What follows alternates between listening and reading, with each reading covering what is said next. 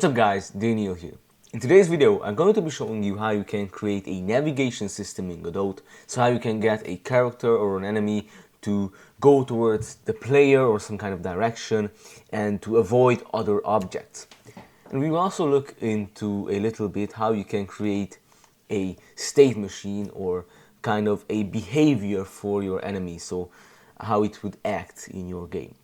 So let's look at a quick demo what I've implemented in my game. So in my game I have a little maze in which I have a little character that's running around chasing the player.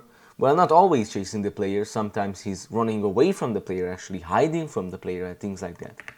So let's take a look. You might not be able to see it that well, but first of all I gotta enter this area, and now I'm being followed, as you can see, by this line. So as you can see, there's this little guy over here, and he is following me. And as I move around, he always knows the shortest path towards my position. Maybe you'll be able to better see it if I turn on the lights. So as you can see, yeah, it's much better like this. I have this maze here, and he's always coming to my position. And as you can see, the way he does that, he creates like a graph. So you see there are multiple points that he goes towards to. You see, and there's then my final point. So you see there's a lot of points, and this will be important as we go on. Okay, so let's see how can you also implement something like this in your game. How does navigation work in Godot? So let's open up Paint. Yeah, you already know that a tutorial with no paint, it's not a real tutorial. So what we need for navigation is some kind of map. So the map that we will be navigating on, we will need an agent that will do the navigation, and we will need the brains of the agent, so the logic. And these are the three main components of what every single navigation system will need. So first let's look at the navigation region, or the map that we want to navigate on. For me, I have this maze. Let's look at it from 3D. So this is the navigation map.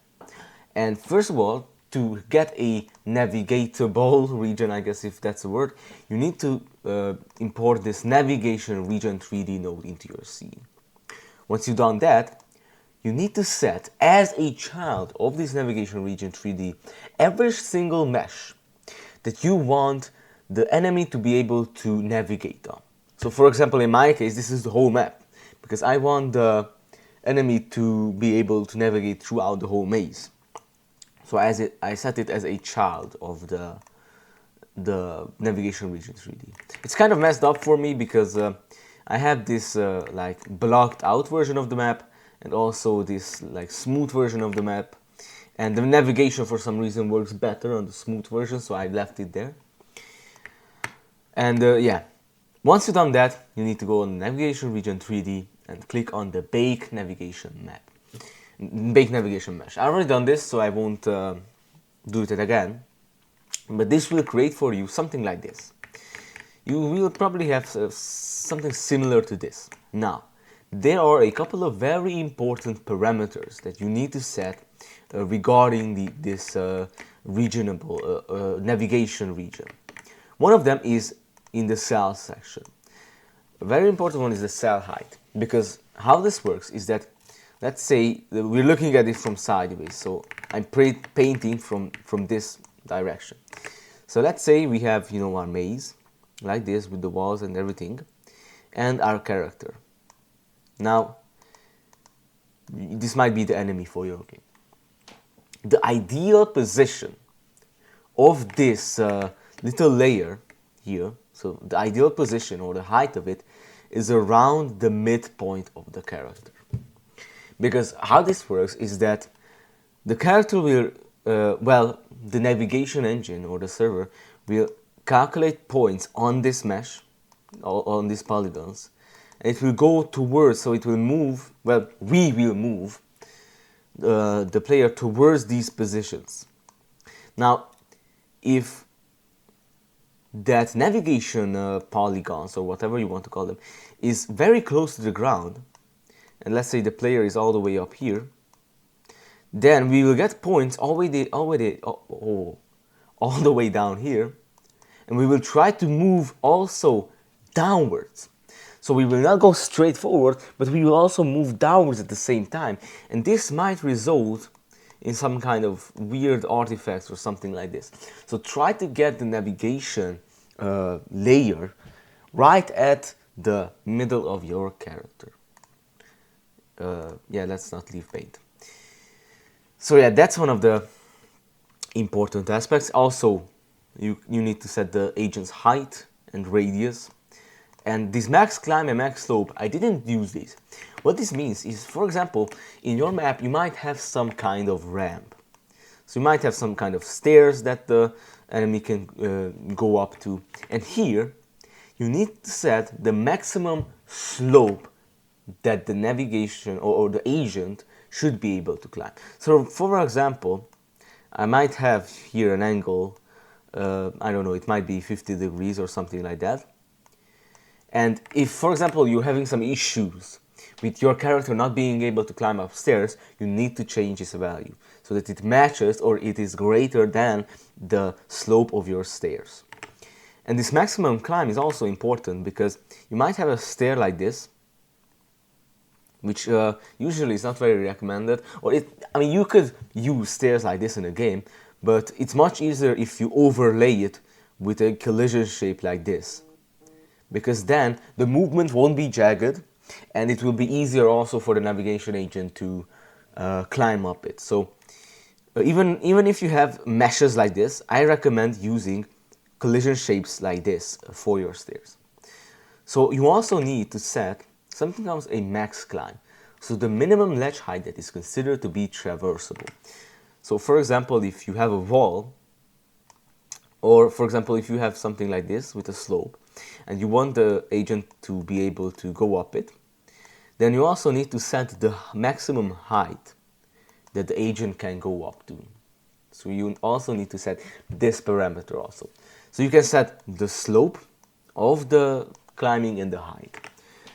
I didn't use it in my case, but it could be important in your game. And I think these are the more important parameters that you could pick here in the navigation region 3D. There are also these filters are also pretty cool. So there are something called low hanging obstacles. So for example, if you have a map like this and some kind of obstacle here, let me just think. So yeah, the navigation, if you bake the mesh, there might be also a layer like right here. So just by the baked mesh, the agent might also be able to, or it might try to go over this, but since he's like taller than this little gap over here, he will get stuck there. So by setting this low-hanging obstacle, let me just see if this is actually what this does. If true, marks non-walkable spans as walkable if their maximum is within agent max climb of a walkable neighbor. Yeah, I don't think this is what I was talking about.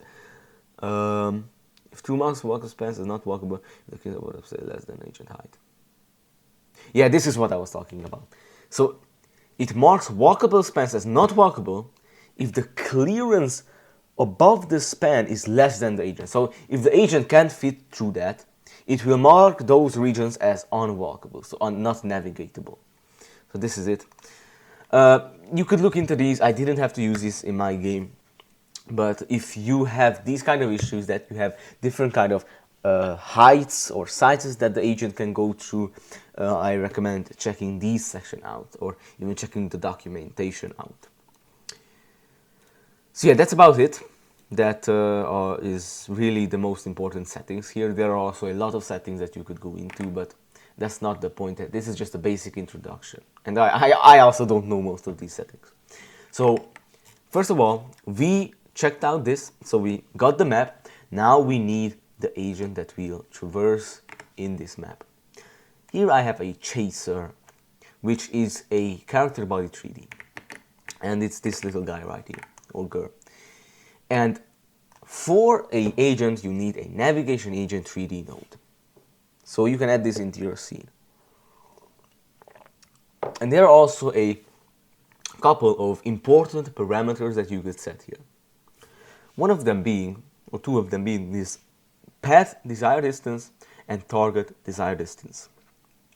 So as you saw, let me just show you in this demo. So you can set these two parameters. And also if you're interested in the game that I'm showing you and demoing in my tutorials, it's called The Final Shift. It's out on Steam, you can wishlist it now. And let me just show you. Here it is, it's The Final Shift, you can wishlist it on Steam. Just a quick ad here. It's about you work as a night janitor in a corporate building haunted by its own history, so there's some lore behind it. And in the beginning it just seems like you're a normal janitor, you know, doing your job, but things start to get weird as you go on and learn about the history behind this place. So if you're interested, it's Final Shift on the Steam page. So let's check this out. So I mentioned these two parameters. So as you saw here, there are these little dots that the agent will navigate through.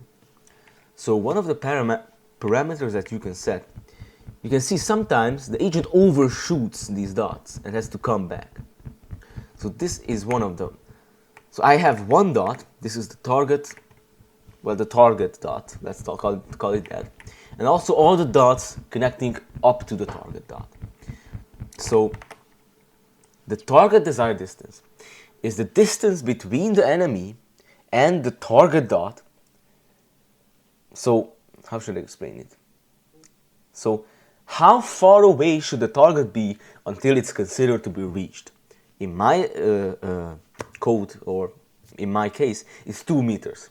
So if the enemy is within 2 meters of the player, it is considered to be reached, the destination. Now the path desired distance is those connecting dots up to the target distance. So it's the same idea, how far away should the enemy be until that point is considered to be reached. I recommend setting this to a pretty low value, and the target desired distance depends on your game. So you might want to do a jump scare, and you might want to change the value, how far away the enemy should be from the player and things like that. Another important parameter is this path processing. I set it to edge center because sometimes if I have a map like this, and let me just do it like this, yeah.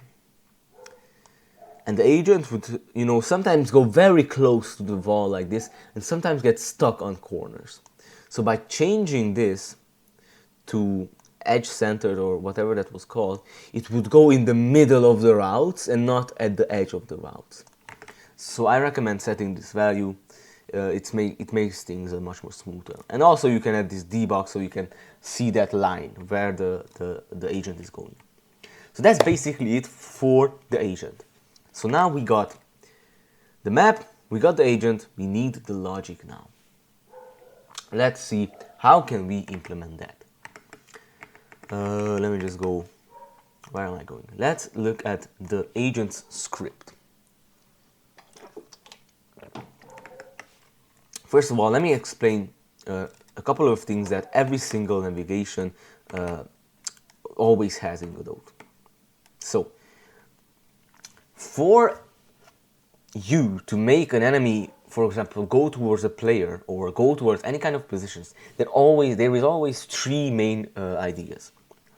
First of all, you need to set a target position. So we have our enemy here. You need to set it, okay, it needs to go right here. Now this might be the position of the player or some kind of random position, but you need to set a position. Where should the enemy go?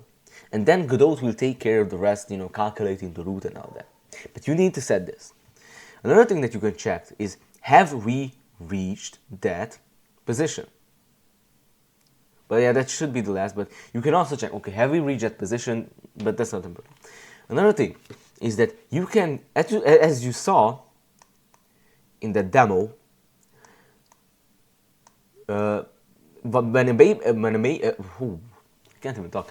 When enabling the debug draw mode, there are these little dots that connect the path of the enemy.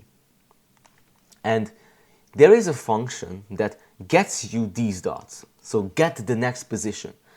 And once you got that next position, you need to move the enemy in that position. So you move it to here, and then you move it from this position to this position, from this position. You get the next position, which will be this one. You move it to that position, and so on. And this is basically it. So, setting a target position, getting the next position, and moving towards that position. Every single navigation will have these three parts. So let's see how is this implemented in my case. So, in my case, I use a little state machine. Before getting into the navigation, let's talk about these state machines. So, a state machine basically describes the behavior of my enemy. So for example, I might have a chase state, which chases the player. And while the enemy is in the chase state, he's constantly going towards the player. For example, if he is close to the player, so for example, if the distance is less than, I don't know, 20 or some kind of, I just made this number up, then we will transition to, I don't know, the attack state. And by using this architecture or this design, your code gets much simpler. Because otherwise, you would need to do a lot of checks. So if, I don't know, if we're above this distance from the player, and then if we went below some kind of distance, and then another if, and another if, okay, another backwards, so your code would get very nested. And by using these state machines, the code just gets much more cleaner. So I recommend using these state machines when doing behaviors of different characters in your game. So you can do this either by code, how I've done it, or there's also a node called animation tree with which you can use this. I like state machines more from code, but you can also do it from the visual editors. And I probably won't go into the state machine right now, since this is not the point of the video. I will make another video about it. Now let's get back to the navigation. All you need to know is that in my states, there is a function that gets called when we leave a state, when we enter a state, and a function that constantly gets called over and over and over again in the physics process while we're in that state. So these are the four callable functions that I pass to this state machine. So first of all, in the physics process, we check if we're on the floor. If not, apply gravity. Then we update this state machine that I told you about. Then we call move and slide, so we actually move the enemy. And in this update function, these functions get called. So for example, the chase function gets called all the time, the patrol function gets called all the time, and so on. So in the chase function, let's see how it is. This is implemented. So this is where we go towards the player. So first of all, what do? We get the distance to the player, and this is just to check some conditions. So if we're within an action distance, so we're close to the player, then we transition to the attack state, and so on. These are not very important. This is just specific to my game, but this is the important part. So as I said, we set the target position to be the player's position. Then, let's not look at this right now, we get the next position. So where do I need to go to get to that player? We get that position, and this is the important part. We calculate a velocity. So where do I need to go? We take a step in that direction. So we take the next path position and our current position, and if we divide these, we get a direction. So if you have 2 points here and here, if you divide them, you get the direction from the one vector to the other vector. We get the direction, we normalize it, so because whether or not we're right next to the player, or if the player is really farther away, that vector will be much larger than this vector. But either way, we want the direction to be the same, because we only care right now about the direction. So we need to normalize it, so we bring this big vector back to a normalized version. And then we multiply by movement speed, so that the speed of the enemy doesn't depend on how far away the player is. This is why we normalize it. Alright, and this is just a multiplier for me. I check if the player is pretty far away, then I move in double speed. So that's really it. This is not important, this is just for my game. I probably don't need to check gravity here again. I probably need to remove that. And then the next step I told you about, we take a step in that direction. Now, you could also do it like this, saying velocity equals new velocity. But this way, it will be very laggy. It won't be smooth, that movement. So to make the movement smooth, we can use this move toward function of the vector. So we take the velocity and we move it towards, in a smooth way, towards this new velocity. And this way, the path of the enemy will be much smoother. So yeah, this is basically it. Basically, this is all you need, well, almost all you need to know about the navigation in Godot. This is the basics. So, as I told you, you need to get a mesh, an enemy, and the logic behind it. So we went through those. Now I'm going to go through some more interesting topics. So for example, in my game, I have a logic, I could probably show you, where the enemy could just patrol. So it will pick a random position and go towards that position. And then once she reaches that position, it will pick a new position and go to that next position.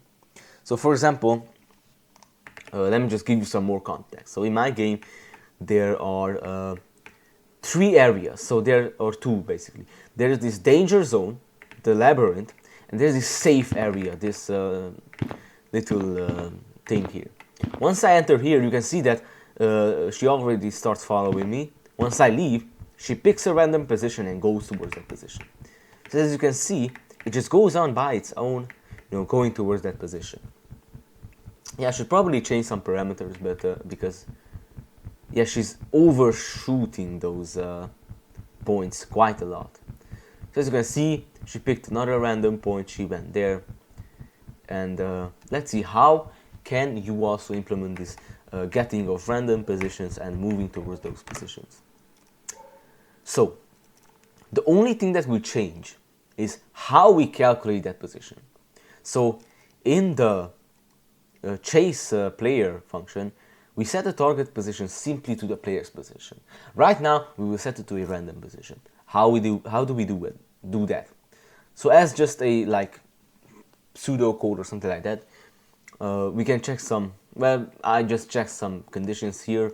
If we are farther away from the player, transition, or close to the player, transition to chase. That's not important right now.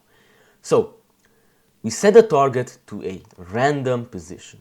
I will show you this function, but the main idea, we set it to a random position, we move towards that position, same as before.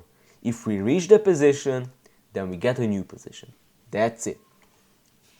So let's look at this get random nav position. This function has 3 parameters. One of them is a bias to player, away from player, and a radius.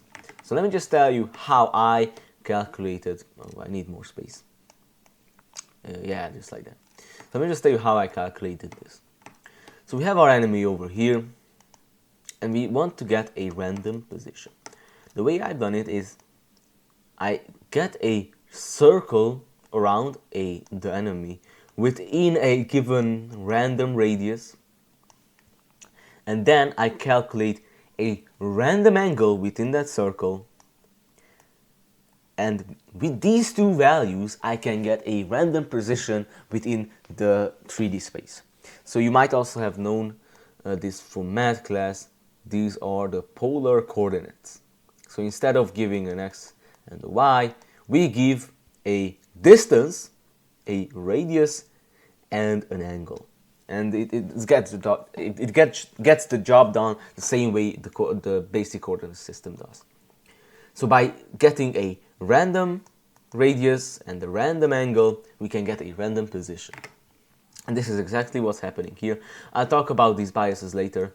So we get a random direction. So this is the angle that I was talking about. So from 0 all the way to 360, so pi times 2, we get an angle. So vector 2 from angle. We get a random distance, so the minimum is 10, and then between 10 and the radius that we set as a parameter. And then what I've also implemented, so this could be it. So yeah, let me just show you the basics. So get a random position. Now what could go wrong? So for example, if we have our map over here, let's say we have a very small map and the enemy is over here. What happens, that's a very beautiful enemy. What happens if we calculate the position with this circle and we get a position right here? Well, it is outside of the map. So we need to talk with this navigation management system, and we need to tell them, okay, we want to go here, but what is the closest position that is inside of the map? So it might return this position. Or if we calculate a position, a random position right over here, the navigation server will tell us, okay, that position is outside of the map, but you could go here. This is inside of the map. And this is exactly what we're doing right here. We ask the navigation server to get the closest point to our random point that we calculated. And for this, you need to fetch this navigation map. Let me see, where did I do it? Right here. So you need to get the World 3D and the navigation map of that. Once you have that saved, you can do this logic where you get the closest point that is on the map. And then you just return the position. So that's basically it. That's how you get a random position. Okay, but then you might be asking, what are you doing here with this bias away from player? Let me explain. In my game, I want to do something like this. So I have the enemy over here and the player over here. And I didn't just want to get a random direction in as any position, but I wanted to kind of correct it so that it is like somewhat towards the player. So it's not completely random, it's somewhat random, but it's more biased towards the position of the player. So for example, it might pick instead of picking from a full circle, it might pick from this semicircle, this position, for example, and move towards this. And then another semicircle, and I don't know, it might move to this position, another semicircle, and it might move from to this position, you know, slowly getting closer to the player. Or you can do it the other way around. Let's not move towards the player, but from away the player. So pick a random direction in this section. And this is what I've implemented with these parameters. So how do we implement this? Well, let's see. We get the direction towards the player. So where the player is and where we are, we divide those that I told you, it gets us the direction. Then, since in my game, we just move in a plane. So in this little maze, I don't need to move up and down. I just need to move, you know, either in this direction or this direction or this direction or this direction, but I don't need to move up or down. So I kind of squash the 3 directions into 2 directions. So instead of calculating it in 3D, I do it in 2D. So the way I do that is by basically not taking into consideration the y-axis, the up and down axis. So I just take the x-axis and the z-axis and create a new vector from that. Then I just do some checks. So if you're very close to the player, just go to the right. Now here comes the bias correction. So we take this random direction and we calculate a biased weight. So how should I explain this? So we have a direction to the player and the random direction. So for example, do I have more space? No, I need to make more space. So we might have how do I move here? Anyway, we have the enemy here and we calculated a random direction and, for example, a direction towards a player. Now, depending on how we set this bias, this is what the math is behind it. So we get the random direction, we multiply it by the bias, and then we add the player direction and we multiply it by 1 minus the bias. So you can also do it like this. And what this means, notice how the direction changes depending on how we set the bias. If we set the bias to 1, that means that this will be 1, this will be 0, and this will cancel out.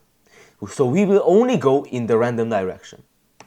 If we set the bias to 0, then this will be 0 and this will be 1. So we only go in the player's direction. And by changing this value between 0 and 1, we get a mix of the direction towards the random direction and the player's direction. So it is basically what is happening. So by changing the value from 0 and 1, we get all these different values. How close should we be towards the random direction and how close should we be towards the player? This is what is happening here. So we get this random direction. Behind the scenes, I think this calculation is going on, what I just showed you, with the bias, 1 minus bias. But you can do it with the lerp function also. So you create the random direction and lerp it with the direction towards the player with this bias trend. And normalize it again because this is just the direction. Then we calculate an offset. So we calculate this in 2D space. We need to get back to 3D space. The way we do this is by setting the X and Z directions and not taking into consideration the Y direction. As I said, because I don't want to move up and down. If you do want to move up and down, your logic will probably change here, because you will also need to take into consideration the Y value. And I think that you could probably do that just by simply calculating with this. So not doing it like this, but just calculating with the 3D value. But then you would need not a circle, but a sphere to get a random position from. So if you need to go also up and down, we'd probably need to do this in a sphere, not in just a circle. And what kind? You also need the radius, and you need what else? Well, you could do it by getting a radius, an angle, and then a height. So you would need three parameters for this, and then you will get a random position. Okay, so we get this random position, we get an offset, and then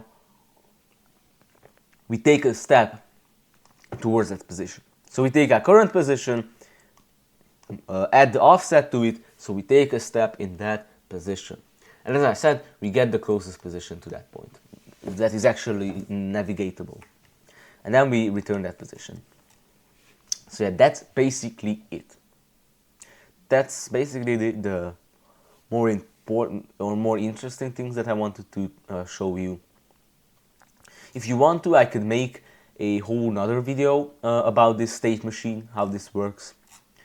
And also, just as a side note, I also had an issue, let me just see the time, okay.